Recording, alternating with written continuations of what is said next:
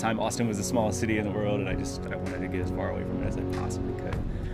Joined 1988, and immediately went overseas. And spent the next 27 years living around the world in countries in Asia and Europe. I started out as an enlisted sailor. I was an operations specialist, so I came in as an E1. I was the most junior person in the Navy the day I showed up. And then I did that for about 12 years, and I was selected as an officer under a commissioning program that we have. It's called the Limited Duty Officer Program. And it's very unique. It's the top 1% of enlisted candidates in the Navy are considered for a direct commission to join the officer corps. I was the most junior person in the Navy the day I joined, and the day I got to my first ship. And so I was an enlisted sailor. I was an operations specialist. And my specialty was in the Combat Information Center, the nerve center of the ship, is where we fight the ship from. And then my subspecialty was an air intercept controller, and I controlled fighters, Navy fighters, Marine Corps fighters. At that time, the F-14s and then the F-18s. And not as an air controller, but as an intercept controller in the dogfight. So the Top Gun movie, the guys are directing the dogfights that I did. One of the best jobs I ever had, and did that for several years. I was first class petty officer, and I was selected for a commission under a program called the Limited Duty Officer Program. And in that program, the top 1% of enlisted sailors in the Navy, less than 1%, are considered for a commission. You compete for a commission, and I was selected my first time up, so it was fantastic. I was an officer for 15 years before I retired.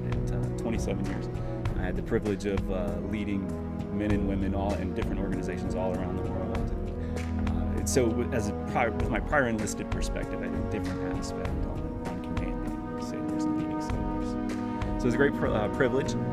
In 2015, actually last June, a year ago, June 1st, it was time to transition out of the Navy and retire. It was made solely on the needs of my family. If it was up to me, I'd still be doing it. I'd be doing it for the rest of my life. I believe the military was the best job in the world that anybody could have. And so I transitioned out, and now I currently work with a company called General Dynamics Information Technologies. And I do doctrine development, tactics development for integrated air and missile defense, ballistic missile defense, intercepting ballistic missiles as they're the qualities and the attributes that I think that a veteran brings to the workforce, or just that they have in general, and just from my own experience. I mean, they're hardworking, they're adaptable. Every 2 years, I had to go to a new job, a different career field. When you think about this, changed every 2 years. I had to learn it quickly. I had to be an expert at it very quickly. And then I had to lead men and women who do this full time. Everything from 17 years old to 50, 55 years old. I've done this job for 30 years. And you lead them and you direct them. So you have that adaptability of the intellect. You have the ability to learn quickly on the spot.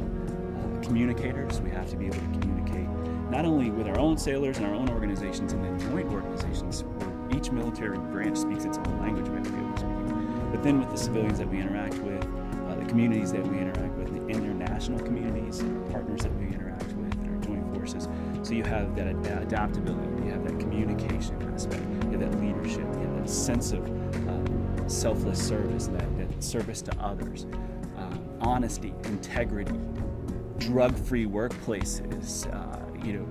I mean, the character of a military member that we start pouring this into them from day one in boot camp all the way through. You're continuing to build this honor, this integrity.